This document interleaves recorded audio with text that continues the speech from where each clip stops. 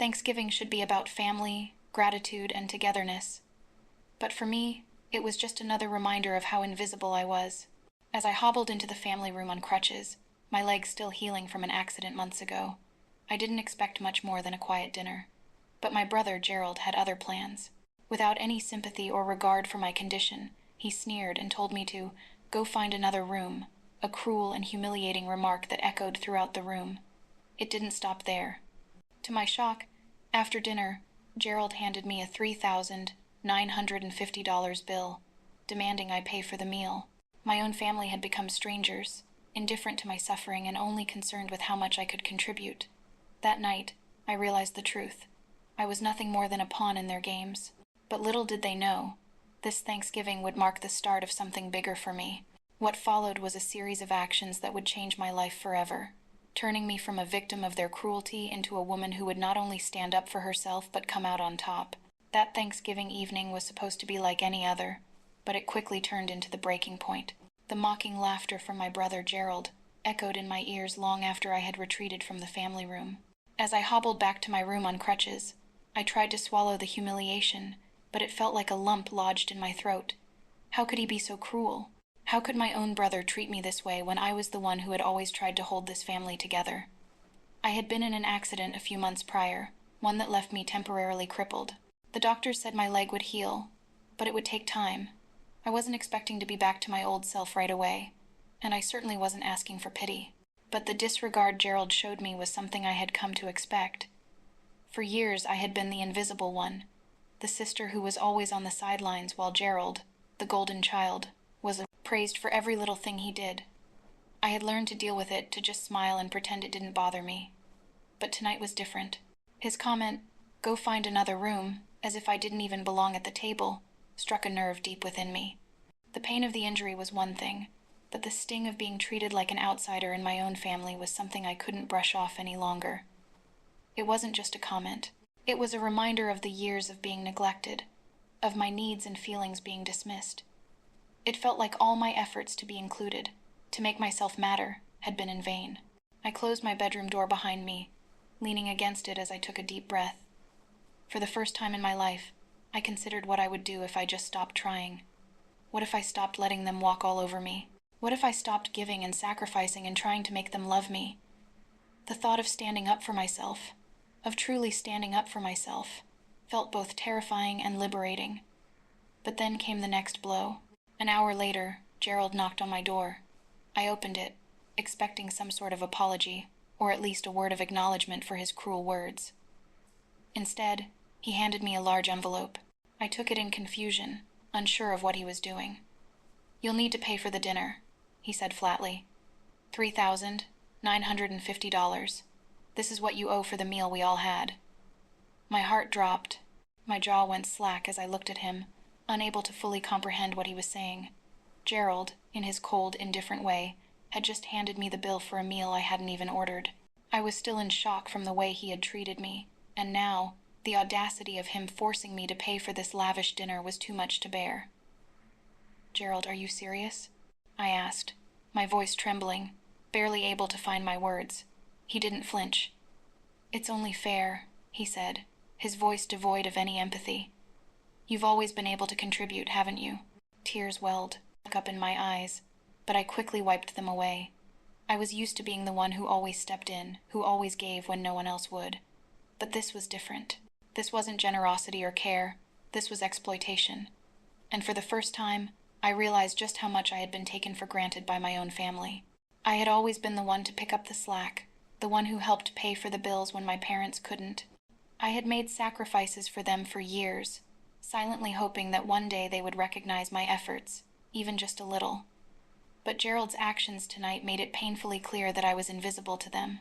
I was nothing more than a bank account to them, a convenient tool to fund their indulgence. "Gerald," I said, my voice shaking with anger, "I don't owe you anything. This is ridiculous." He just shrugged, as if he couldn't care less. "It's what's fair. Deal with it." As I stood there in my room, staring at the bill in disbelief, the weight of the situation finally hit me. This wasn't just about the money. It was about the years of mistreatment and disregard. My family had used me, manipulated me, and I had allowed it to continue. But not anymore. This was the moment when everything would change. I wasn't going to let this go. I wasn't going to let them walk all over me anymore. For the first time in years, I realized I had to take a stand. I had to find a way to stop being the punching bag, to stop being the one who always gave without ever receiving anything in return. The humiliation at Thanksgiving, the disrespect from Gerald, it was all the final straw. This would be the turning point, the moment I would take control of my life, my dignity, and my future. I had no idea how I would go about it or what I would do next. But one thing was certain. I wasn't going to let this family continue to treat me like I was nothing. I deserved more than this. I deserved respect. And if I had to fight for it, I would. That night, as I lay in bed, I made a promise to myself. I would stop living for them. I would stop trying to earn their approval. I would take control of my own future, no matter what it took. The path ahead wouldn't be easy, but I was ready. The woman who had always been invisible, the one who had let her family walk all over her, was about to become someone unrecognizable, someone who would no longer accept being treated as less than. It was time to rewrite my story, and this time I was going to be the one in charge. Rosaline had always known that her maternal grandmother, Maddie, was different. While her parents and brother Gerald had shown little interest in her well-being, Maddie had been her rock, offering a constant stream of love, encouragement, and understanding. Throughout the years of mistreatment from her family, Maddie had always seen Rosaline for who she truly was, not just as the invisible daughter in the background, but as a strong, capable woman deserving of love and respect. Maddie had watched the family dynamics from a distance, never quite able to intervene directly without disrupting the fragile balance that held them together. She knew how Gerald treated Rosaline, how he belittled her, mocked her, and made her feel small. She had watched her son and daughter-in-law turn a blind eye to the cruelty that had taken root in their home, and for years, she had quietly lamented the dysfunction that dominated her family. But when Rosaline had shared the details of that humiliating Thanksgiving dinner, the mocking, the cruelty, and the bill she had been forced to pay, Maddie had finally had enough. She could no longer stand by and watch her granddaughter suffer. Maddie had been through her own share of pain in life, and she knew that sometimes the only way to break free from a toxic situation was to take decisive action. Maddie was a woman of quiet strength. Her influence over her family was subtle but undeniable. She had always kept her affairs in order, ensuring that her will reflected her intentions clearly, but never involving anyone until the time came. As a result, no one truly understood the full extent of her wealth. What they did know was that she had accumulated a considerable fortune through years of wise investments in real estate, stocks, and other assets. That night, after hearing the full story from Rosaline, Maddie spent hours reflecting on what she had just learned.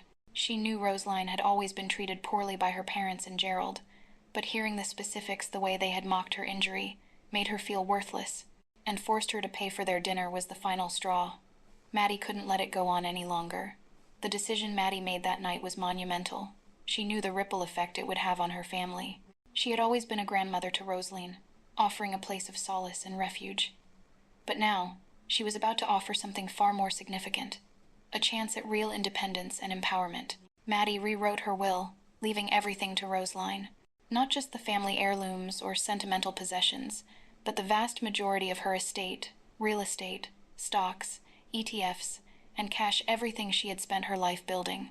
In doing so, Maddie made it clear that she would no longer enable the toxic behavior of Rosaline's family. Gerald and the others would not inherit a penny. Maddie didn't do this out of spite or vengeance. She did it because she loved Rosaline and knew that her granddaughter deserved more than what she had been given. She wanted Rosaline to have the means to build her own life, free from the suffocating grip of a family that had never truly seen her. It was a gift of freedom, a final act of love that would change everything. Rosaline had no idea what Maddie was planning. She was still grappling with the aftermath of that Thanksgiving dinner, the weight of Gerald's cruelty hanging over her. But the next few days would prove to be a turning point for everyone. Maddie's actions quickly caused ripples throughout the family. It didn't take long for Rosaline's parents and Gerald to catch wind of the new will. They were furious.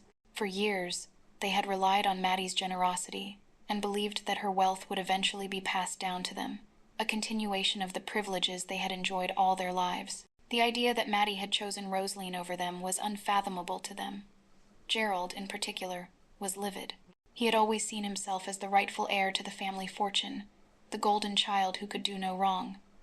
The thought that his mother had removed him from her will in favor of Rosaline was a slap in the face. He felt betrayed, entitled, and angry, convinced that he had been wronged. How could she do this? Gerald raged to their parents. I'm her son. I've always been the one she's praised. What makes Rosaline so special that she gets everything? His words were laced with bitterness, but they weren't entirely surprising. Gerald had always been the center of attention in the family, never needing to lift a finger to get what he wanted. The idea that Rosaline, the daughter he had belittled and ignored, would receive the bulk of Maddie's estate was incomprehensible to him. His parents shared in his outrage, although they were less vocal about it. They had grown accustomed to Gerald's behavior, but the blow to their own sense of entitlement was harder to accept. After all, they had watched Rosaline struggle for years, never truly acknowledging her potential, always seeing her as the quiet, invisible one. They never imagined that she would be the one to inherit the family wealth. Behind closed doors, the family began to strategize, trying to figure out how they could challenge Maddie's decision. It wasn't just about the money. They were angry, insulted, and unwilling to accept that Rosaline had been chosen over them. The legal battle that followed would be as much about pride and power as it was about inheritance. But Rosaline wasn't aware of the brewing storm. She was still reeling from the events of Thanksgiving and wasn't yet prepared for the monumental shift in her life. She had always been in the background, used to playing the role of the overlooked and neglected daughter. But her grandmother's intervention would set in motion a series of events that would force Rosaline to confront her family's treatment of her and ultimately to reclaim her rightful place in the world. As the days passed and the family's reactions grew more intense, Rosaline began to realize that her grandmother's decision wasn't just about wealth. It was a message that she was worthy of love, respect, and success. Maddie had seen her, truly seen her, and had chosen to empower her in a way that no one else had ever done. In the coming weeks, Rosaline would have to decide how to face the family she had always tried so hard to belong to, how to navigate the battle for her inheritance, and how to build a life where she was no longer a victim, but a woman empowered by her own strength and courage. And as the legal battle began, Rosaline would discover that sometimes the greatest gift is not money, but the opportunity to finally stand up for yourself and take control of your own destiny. Rosaline stood in front of the full-length mirror in her bedroom, staring at her reflection. The crutches were a necessary part of her daily life now, and her leg, still healing from the accident months ago, was a reminder of her vulnerability. But today, something in her had shifted. The crutches, the limp, and the injured leg were no longer just symbols of her physical recovery. They had become a tool she would use to test her family's true feelings toward her. For years, Rosaline had been treated as an afterthought, a mere accessory in the family dynamic. Her brother Gerald, the golden child, had always been the center of attention. The rest of the family had gone along with it, reinforcing his sense of entitlement, while quietly ignoring Rosaline's quiet sacrifices and struggles. But the Thanksgiving incident, the mocking, and the bill Gerald had handed her were the final straw. She was done being the invisible sister. She had a plan now, a ruse. The idea came to her one late night when she couldn't sleep, tossing and turning with thoughts of what had happened at the family dinner. Gerald had mocked her injury, had made her feel less than human, and it dawned on her that if she wanted to understand just how little her family truly cared, she had to make them believe something that wasn't true. If they could see her as weak, as helpless, maybe they would show some shred of empathy. Or, she thought, maybe they would continue to disregard her entirely. Either way, it would reveal the truth. For the next few weeks, Rosaline played the part of the permanently crippled sister. She exaggerated her limp and kept her crutches close at all times, even when she was alone. The moment her family saw her, she would make sure they knew that she wasn't just recovering, she was struggling to walk. She used her crutches as a crutch in more ways than one, embodying a role that gave her a sense of control over her otherwise helpless situation. She wore long pants and long skirts to cover up the progress of her healing leg, keeping them in the dark about her true recovery. The first few days of Rosaline's new act felt strange, almost like a betrayal to herself. She had spent so many years fighting to be seen, fighting to be valued for who she was, not for what she could give or how useful she could be. But this time, she wasn't playing the role of the dutiful, quiet daughter. This time, she was showing them what it felt like to be weak, to be broken. And yet, the results were not what she had expected. Her family, with the exception of her grandmother, continued their usual routine, oblivious to her newfound struggle. Her parents hardly noticed her limp as they discussed Gerald's latest business venture over dinner. The get-well cards they had sent her after the accident had long since been forgotten, replaced by Gerald's accomplishments and his continuing rise in their eyes as the perfect son.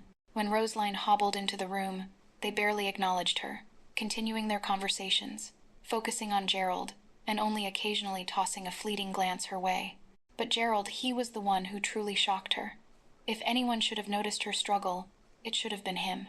But as he looked at her, his gaze only seemed to hold a hint of disdain, as though her injury was more of an inconvenience to him than anything else. He made no effort to help her when she struggled to move or when she needed assistance. In fact, there were times when he outright ignored her, avoiding her eye contact as if she were an object he couldn't bear to acknowledge. At first, Rosaline thought it was just an oversight, but days turned into weeks, and still, her family showed no sign of concern. They simply accepted her as the broken sister, the one who was always in the background, always needing attention but never really deserving of it. Their indifference was not just cold, it was deliberate. It confirmed everything Rosaline had always suspected about her family. No matter how much she gave, no matter how much she sacrificed, she would never be seen as enough. The harsh reality began to settle in for Rosaline. She had given them the opportunity to prove that they cared, to show that her condition meant something to them. But the lack of reaction from her parents, from Gerald, made it clear. They didn't care. They had never cared. The only person who seemed to notice was her grandmother, Maddie. Maddie's sharp eyes saw through the act, but instead of saying anything, she simply sat beside Rosaline one evening, quietly placing her hand on her granddaughter's. There was no pity in Maddie's gesture, only a deep understanding. Rosaline appreciated the silent acknowledgement. She didn't need words, she needed the comfort of knowing that Maddie saw her for who she was, even when the rest of the family refused to. Rosaline's ruse served its purpose, but it also fueled her determination to face the coming legal battle. It wasn't just the money at stake, although the inheritance Maddie had left her was more than enough to change the course of her life. It was about something deeper. This was her chance to finally stand up for herself, to prove that she was not the invisible, helpless sister they had always treated her as. As the court dates approached, Rosaline threw herself into preparing for the legal battle. She knew that the family would contest Maddie's will, and she needed to be ready. She met with a lawyer who understood the intricacies of family inheritance cases, one who had dealt with situations like hers before where manipulation, betrayal, and long-standing resentment shaped the dispute. Together, they gathered evidence, including documentation of Gerald's history of neglect and mistreatment of her. Rosaline's ruse had played a significant part in exposing just how little her family cared for her. But now, the real work would begin. Her grandmother had left her everything. A vast fortune in real estate, stocks, ETFs, and other investments, everything that Rosaline had never been able to access before. But beyond the money, there was something far more valuable, her right to claim her place in the family, to prove that she was worthy of respect and love, not because of her wealth, but because of her strength and resilience. The legal battle would not be easy. Gerald and the rest of the family would fight tooth and nail to take what Maddie had left Rosaline. They were entitled, manipulative, and they would stop at nothing to reclaim what they thought was rightfully theirs. But Rosaline was prepared. She had been underestimated for so long. Now, it was time for her to take control of her future. As the first day of court approached, Rosaline could feel the weight of everything shifting. The injury that had once made her feel broken and weak had now become the symbol of her strength. She wasn't just a victim anymore. She was a woman who had been given a chance to rewrite her story, and this time she was going to win. She would no longer be the crippled sister. She was about to show her family just how much power she truly had. The news of Maddie's will change hit like a storm, sweeping through Rosaline's family with the force of a hurricane. In the days that followed, it seemed like no one in her family could keep the details of the will from their lips. The inheritance, which had always been assumed to be theirs by right, was now in Rosaline's hands, and they were furious. Gerald in particular took the news hard.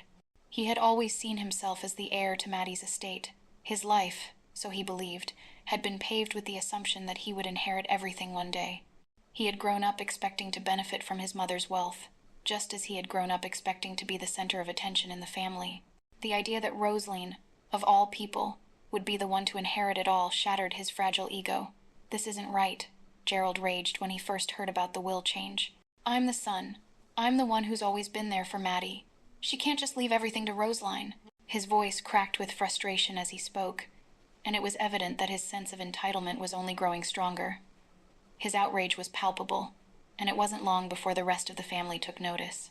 Josephine, their mother, and Marcus, their father, shared Gerald's shock and anger.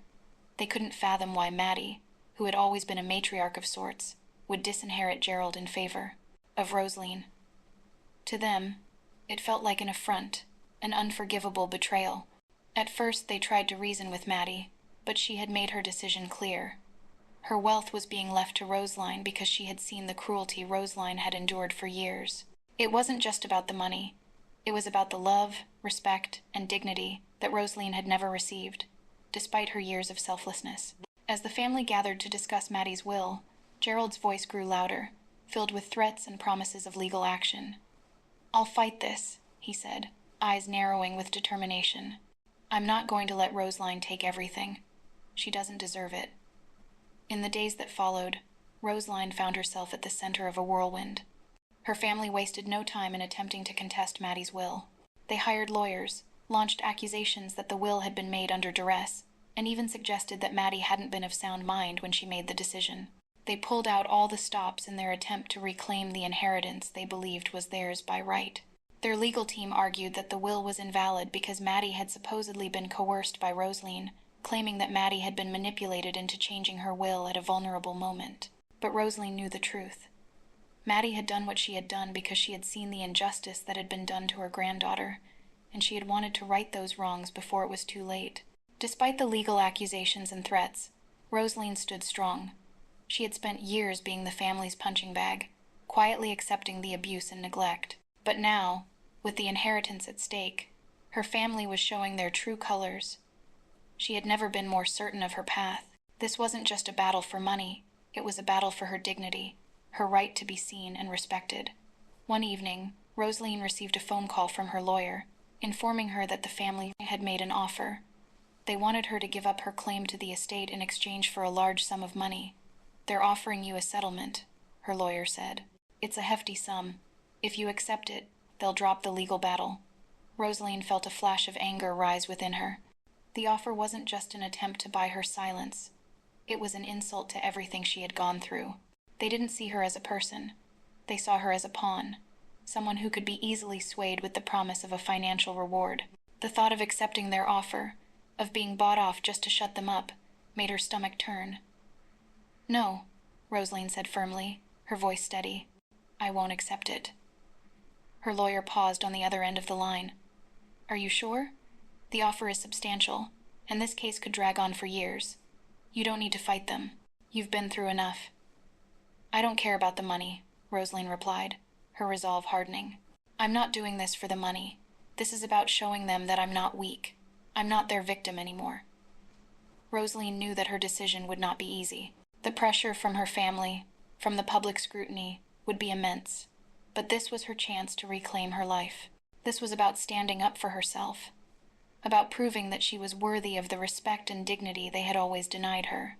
As the legal battle progressed, Roseline found herself being tested in ways she had never imagined.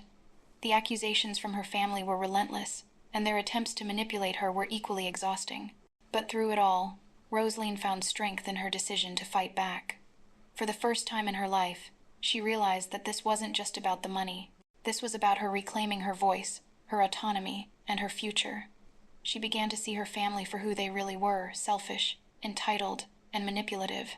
Gerald, who had always been the golden child, was now revealing his true nature. His temper, his sense of superiority, and his complete lack of empathy for Roseline were all on full display as the case unfolded. Roseline's lawyer, who had come to understand the depth of her resolve, praised her determination. "Most people would have given up by now, Roseline," he said one evening. "You're not just fighting for money, you're fighting for your future, for your right to stand up for yourself." And that's exactly what she was doing.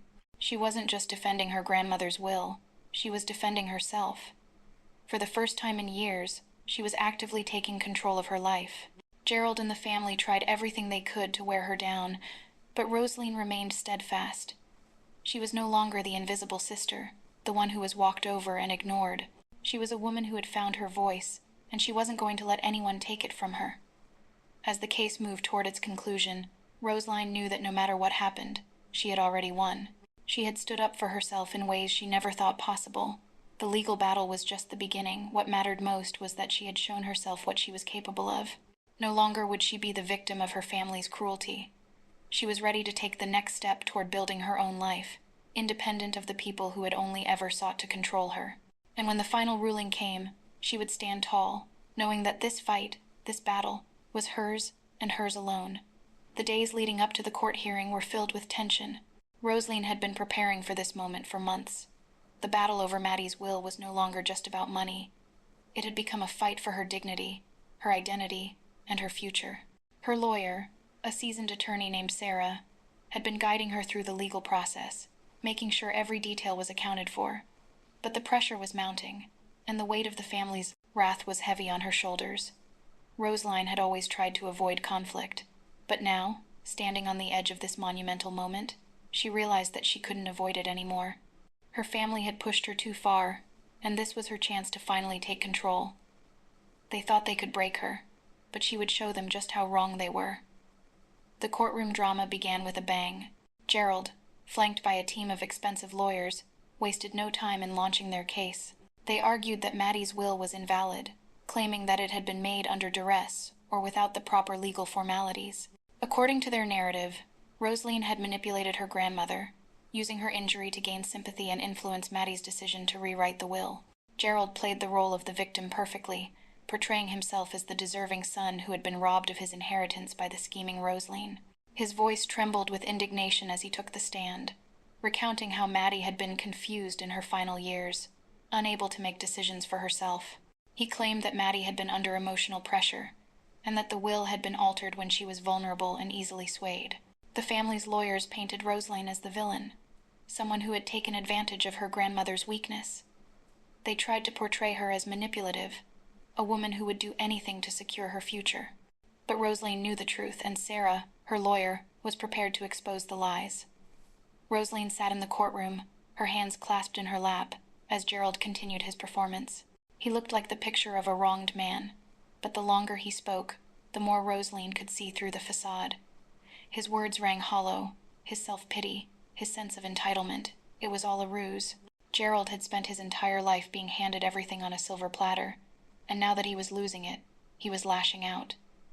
It wasn't just about the inheritance, it was about power, control, and pride. But Roseline wasn't fazed. She sat in silence, her resolve growing stronger with every word that came out of Gerald's mouth. This wasn't the same woman who had been silenced by years of neglect. No, this time, she was in control. As the case gained traction, the media quickly picked up on it, turning it into a spectacle. Cameras filled the courthouse, flashing with every dramatic exchange. Headlines screamed of the family drama, the inheritance fight, and the betrayal. The media painted the case as a classic story of a greedy family fighting over money, and it wasn't long before the public began taking sides. Gerald's camp made sure to leak details to the press, painting him as the victim of a heartless sister who had manipulated her way into a fortune. He was portrayed as the son who had always been the good one, the one who had done everything for his family. The narrative seemed to work, as public opinion slowly began to shift in his favor. But then, as the case progressed, things started to unravel for Gerald. The more his past actions were brought into the spotlight, the more the public began to question his version of events. Stories of his arrogance, his neglect of Roseline, and his entitled attitude began to surface, and the public image he had so carefully cultivated began to crack. The media started to pick up on the inconsistencies in his story, how he had been blind to Roseline's struggles, how he had never once shown any genuine concern for her well-being. Roseline's lawyer, Sarah, skillfully directed the media's focus back to Gerald's past. They dug into his history of neglect and his entitled attitude toward his family, revealing a man who had taken everything for granted. Roseline, on the other hand, was portrayed as the underdog, a woman who had spent her life trying to make everyone else happy, only to be overlooked and mistreated. As the media frenzy continued, Roseline felt a sense of empowerment. She wasn't just fighting for money or an inheritance. She was fighting for her own story to be told. The media had initially painted her as the villain, but now, as the details of her family's actions came to light, the tide was turning in her favor. Every day that passed in the courtroom, Rosaline's confidence grew. The battle was far from over, but with every legal strategy that Sarah executed, Rosaline felt the scales tipping in her favor. She realized that her family's manipulation and cruelty had been exposed not just in court, but to the world. And that exposure, that truth, gave her power. She began to see her family for who they truly were.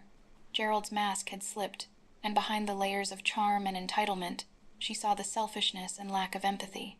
Her parents, too, had played their part in enabling his behavior, neglecting her for years in favor of their golden child. But what really struck her was how they all assumed they had the right to her grandmother's wealth. Their sense of entitlement was suffocating, and Rosaline now knew that their actions weren't just about inheritance, they were about control. They had never truly seen her. They had never truly cared for her. Rosaline's transformation was complete. The woman who had once been the quiet, overlooked sister was now standing tall in the courtroom, facing down the family who had never given her the respect she deserved. Every word from her lawyer, every piece of evidence they presented, reinforced her belief that she had the right to fight. And with that belief came the realization that this battle wasn't just about money, it was about something far more important. It was about reclaiming her dignity, her autonomy, and her right to be seen as a person of value, not just a footnote in the family's narrative. The courtroom drama was far from over, but for the first time in years, Rosaline felt in control of her own destiny. She was no longer the victim in her family's cruel story. She was the one writing the ending. And this time, the ending would be hers to decide. As the final day of the trial drew near, Rosaline steeled herself for whatever came next. She knew her family wouldn't go down without a fight, but she was no longer afraid. She had found her strength, and she was ready to face the final chapter of this battle, knowing that no matter what, she had already won. The final day of court had arrived, and the tension in the room was palpable. The family, still reeling from the exposure of their manipulations, had gathered for what they believed would be the last round of legal proceedings. Gerald, his face a mixture of frustration and entitlement, sat near the front, his eyes darting nervously to Rosaline as if waiting for her to falter. His arrogance, built on years of being the chosen one, still held strong, despite the unraveling of his carefully constructed facade. Rosaline, however, sat quietly at her lawyer's side, looking calm and composed. She had spent the previous night preparing for this moment. She knew her family would try anything to undermine her, to make her look like a victim, but she wasn't about to give them that satisfaction. She was going to show them exactly how wrong they were. The morning had been filled with motions and procedural discussions, but Rosaline's heart raced as she knew the final moments were fast approaching. She had already decided today she would make her dramatic reveal. Her family had underestimated her at every turn, thinking she was just a pawn in their game. They had mocked her injury, assumed she was weak, and played on her silence. But that was about to change. The courtroom was silent as Rosaline stood up to approach the stand for her final statement. As she slowly rose, her family watched in disbelief, waiting for her next move. Gerald, in particular, eyed her with suspicion, still convinced that her injury had left her crippled for good. He leaned forward, eager to hear her speak, but it was Rosaline's physical presence that would speak louder than any words. With slow, deliberate steps, she moved toward the front of the room, her crutches abandoned in the corner. Every eye in the room was on her as she walked without a limp, her posture strong and confident. The sight of her walking unaided sent a ripple of shock through the courtroom. For a moment, time seemed to stand still. The murmurs of confusion spread through the room like wildfire. Gerald's eyes widened in disbelief as he watched Rosaline stride with ease, her leg fully healed. His face, previously filled with contempt, now paled in sheer shock. He had believed all along that Rosaline would never walk again, that her injury would render her weak and helpless forever. But now she was standing tall, walking with a grace and confidence he could not comprehend. His expression faltered, his arrogance momentarily forgotten as he stared at his sister, his competition who had just outsmarted him in the most unexpected way. Gerald's mouth opened as if to speak, but no words came. The reality of the situation began to sink in, and for the first time, he looked vulnerable, almost human. But before he could react, his body swayed, and with a faint gasp, he collapsed onto the floor, fainting in the middle of the courtroom. His dramatic fall only added to the shock in the room. A few gasps were heard, but the focus remained on Rosaline, whose eyes never left the center of the room. She had anticipated this reaction, and in that moment, She knew she had made her point. Rosaline's confident strides were more than just a physical act. They were a symbolic gesture that spoke volumes. For years she had been the invisible one, overlooked and dismissed by her family. But here she was, standing in front of them, fully healed and fully in control. The boldness of her reveal was not just about proving a point to her family. It was about reclaiming her own story, her own voice. The shock on Gerald's face was enough to convince Rosaline that she had made the right decision. He had always seen her as weak, as someone who could be manipulated, a person who would never fight back. Today, she had proven him wrong. Today, she had reclaimed her power. Her family's stunned silence was broken only by the sound of Gerald's faint groans as he was helped to his feet by a few people in the courtroom. Rosaline could see the way his eyes darted toward her, a mixture of disbelief and something else, fear. He was terrified because he knew, deep down, that he had underestimated her. He had taken her for granted, believing that he could continue to control her and her future. But now, he saw her as a threat he hadn't seen coming. For the first time in her life, Rosaline realized that this was her moment. This wasn't just about a legal victory. This was about the emotional and psychological victory she had been denied for so long. It was about standing up for herself and forcing her family to see her not as a tool to be used, but as a person deserving of respect. The power had shifted, and it was now in her hands. As the courtroom drama unfolded, the final arguments were made. Rosaline's lawyer, Sarah, stood tall as she presented the final pieces of evidence documents that proved beyond a shadow of a doubt that Maddie had made her decision with a clear and sound mind. The family's attempt to claim that the will was invalid, or that it had been made under duress, was effectively dismantled by Sarah's sharp legal arguments. Rosaline felt her heart pounding in her chest as the judge deliberated. She had done everything she could to fight for what was rightfully hers, and now, all that was left was to wait. She glanced at her family, their faces twisted with frustration and anger. They had fought so hard to retain their place at the top, but it was clear now that they had lost. The judge, a stern woman with a reputation for fairness, finally spoke. After careful consideration of all the evidence presented in this case, I find that Maddie's will is valid. The decision made by Maddie was a clear reflection of her wishes, and I hereby rule in favor of Rosaline, granting her full control of her grandmother's estate. Rosaline's breath caught in her throat. The victory was hers. The wealth, the property, the investments, all of it was now under her control. But the greatest victory of all wasn't the material wealth she had gained. It was the validation, the recognition, and the undeniable truth that she had stood up for herself and won. Her family was left reeling, their faces a mix of disbelief and bitterness. They had fought for what they thought was theirs, but in the end, it had all slipped through their fingers. Rosaline watched them closely, knowing that this was the moment they would never forget. This was the moment they had all underestimated her, and now she was the one holding all the power. As the judge's gavel came down, Rosaline stood tall, her confidence unshaken. She had proven her worth, not just in the courtroom, but to herself. She had risen from being the victim of her family's cruelty to the woman who had taken control of her own destiny. And as she walked out of the courtroom, her head held high, she knew that this was only the beginning. The world was hers to conquer now, and no one could stand in her way. The days following the court's decision felt like a dream to Rosaline. She had done it. The battle had been long, filled with emotional turmoil, but now it was over. The family who had once controlled her fate, who had underestimated her at every turn, was no longer in charge of her life. The weight of the inheritance she had just claimed was more than just financial. It symbolized her newfound power, her independence, and the beginning of a life she could finally call her own. With the legal battle behind her, Rosaline sat quietly in the newly acquired office space for her real estate and investment ventures. It wasn't an office just for work. It was a space she had designed specifically for herself, a place where she could grow, thrive, and build a future free from the chains of her past. The estate she had inherited from Maddie, including a substantial portfolio of real estate, stocks, and ETFs, was her starting point, but Rosaline was determined to make it more than just a safety net. The office was quiet, but the silence held a sense of anticipation. She had learned the hard way not to rely on anyone for validation, not even family. No longer did she need their approval. No longer did she feel like she had to prove herself to anyone. The weight of the years spent struggling for recognition had lifted, and in its place was an unshakable sense of peace. Rosaline was finally living for herself. The first thing Rosaline did after the court ruling was to take control of the investments left to her.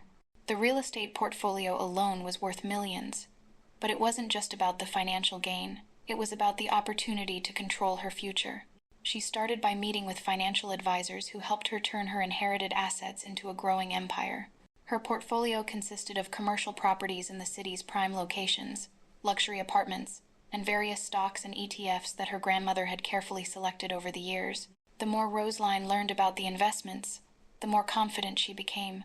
She used her knowledge from her legal battles, her understanding of strategy, and her newfound determination to make sure her investments flourished. She spent hours at her new office, poring over financial reports, discussing potential real estate developments, and making decisions that would impact the next phase of her life.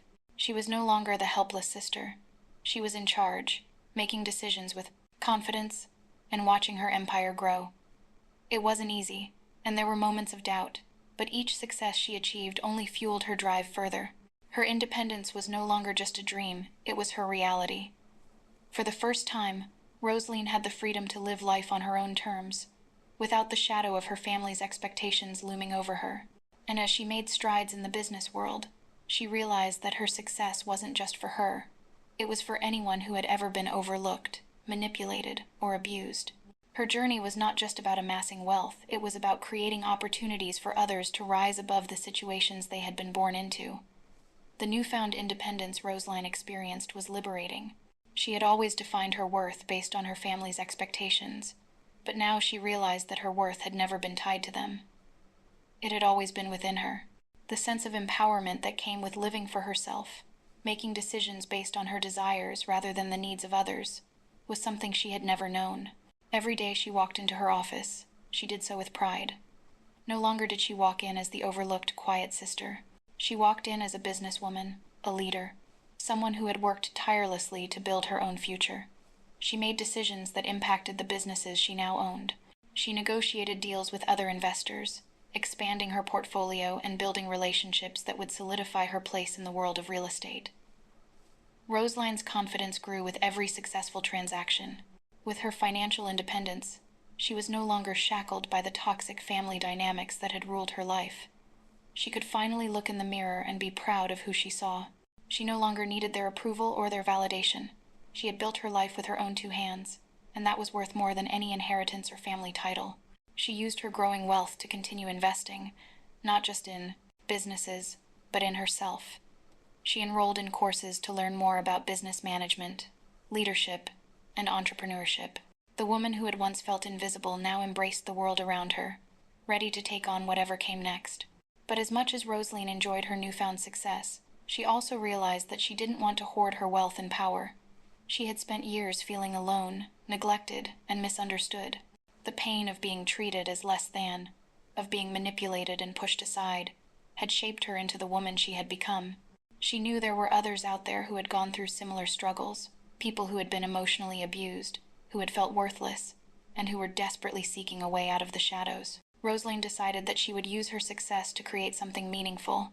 She founded the Rosaline Foundation, a nonprofit dedicated to supporting those who had been emotionally abused or neglected by their families. The foundation offered financial support, counseling, and resources for individuals trying to rebuild their lives after enduring emotional trauma. She partnered with therapists, social workers, and legal advisors to create a comprehensive support system for those who felt like they had nowhere to turn. Her foundation quickly gained traction.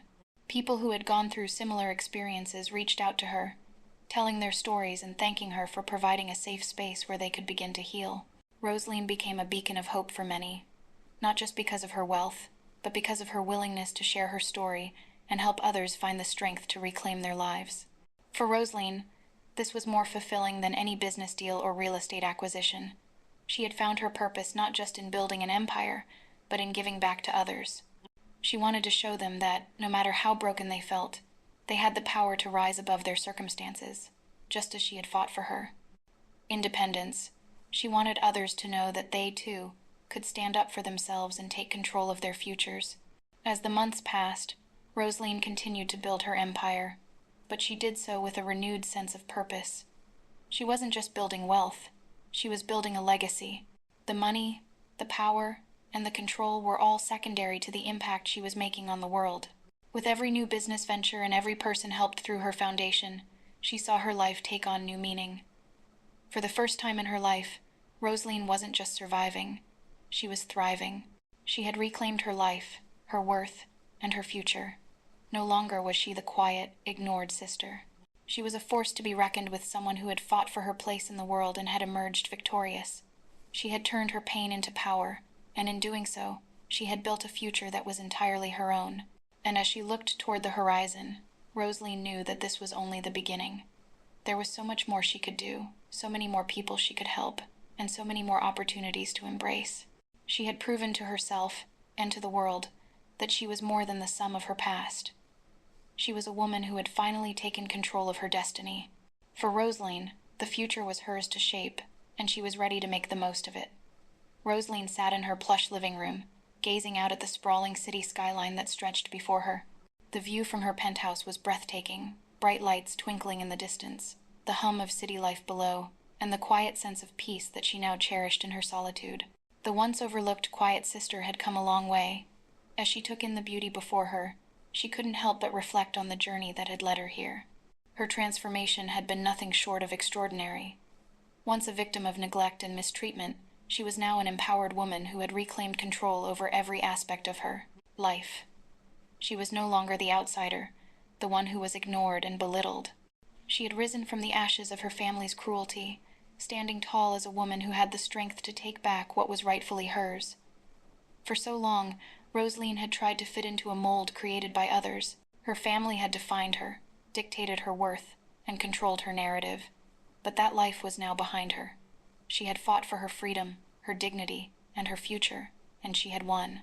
Her inheritance, the empire she had built, and the foundation she had established to help others, all of it was proof that she was capable of achieving greatness on her own terms. The financial stability that had once been a distant dream was now a reality. But beyond the wealth and assets, it was the emotional growth that mattered most. Rosaline was free from the toxic family dynamic that had once held her hostage. She was finally living her truth, and she had no intention of ever going back. The fallout from the legal battle was swift and unforgiving. Gerald, still seething with anger and disbelief, had become a shell of the confident man he once was. He could no longer walk into a room with the same sense of entitlement.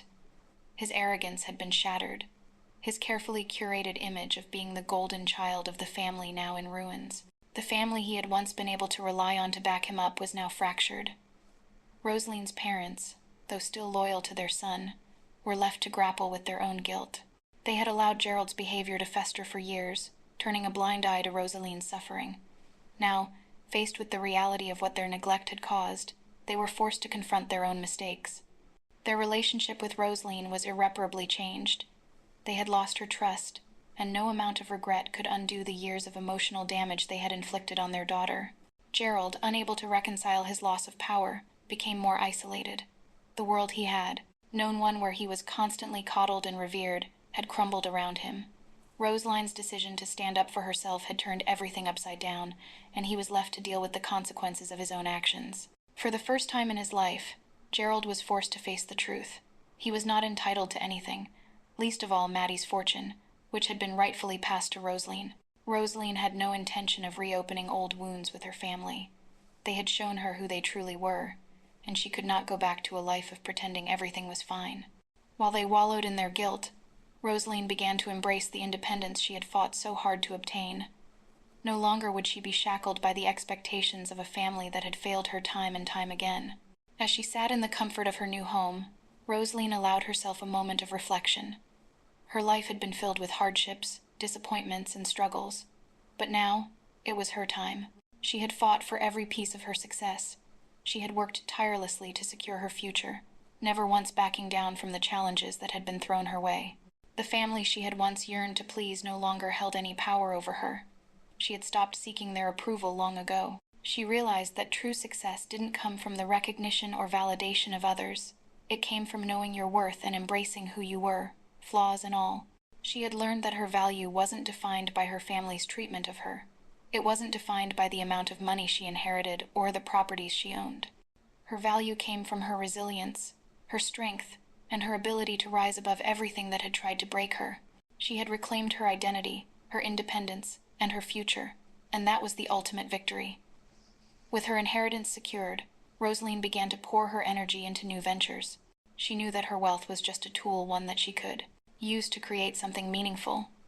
She wasn't interested in simply accumulating money for the sake of it. Instead, she sought ways to use her success to make a difference. Her foundation, the Rosaline Foundation, continued to thrive. The organization had grown, helping hundreds of people who had suffered emotional abuse, neglect, and manipulation. Rosaline knew firsthand how difficult it could be to break free from toxic environments, and she was determined to provide others with the resources and support they needed to rebuild their lives. She also expanded her business ventures. The empire she had inherited from Maddie was now a springboard for her future, and she invested in properties, businesses, and opportunities that aligned with her values. Her real estate portfolio expanded further, and she began working with like-minded entrepreneurs to make a positive impact in the world. Rosaline wasn't just building a legacy of financial success, she was building a legacy of empowerment. She knew that her story wasn't just hers to tell, it was a story of resilience, strength, and transformation. And she wanted others to hear it, to know that no matter how bad things might seem, there was always a way forward. As she sat on her balcony, overlooking the city that had once felt so distant and unreachable, Rosaline felt a deep sense of gratitude. She had survived the cruelty of her past, and now she was thriving in a future that she had built with her own hands. The foundation she had laid was strong, and with each passing day, she knew that she was living a life that was truly hers. A life built on her own terms, free from the ghosts of her past. Rosaline's journey from victim to empowered woman had been a long and difficult one. From the humiliation of being ignored and mistreated by her family to the victory of reclaiming her inheritance and taking control of her own destiny, she had proven that true success comes from within. Through her resilience, her strategic thinking, and her courage, Rosaline had transformed her pain into power. Now, as she embraced the future with confidence, Rosaline was not only living for herself but for the many others who had suffered in silence. She had built a legacy that would last far beyond her family, far beyond the wealth she had inherited. Her true success lay in the lives she had touched, the empowerment she had given others, and the example she set for anyone who had ever been told they weren't enough. Rosaline was no longer the person her family had tried to make her. She was something much more powerful. She was a woman who had reclaimed her life, her identity, and her future, and nothing could take that away. If you were inspired by Rosaline's journey from victim to empowerment, hit that subscribe button to follow stories that empower and inspire. Share this story with others who need to hear it, and leave a comment to let us know how you're taking control of your own life. This story is proof that no matter what you've been through, you have the power to change your narrative. So why wait? The world needs to hear your story too.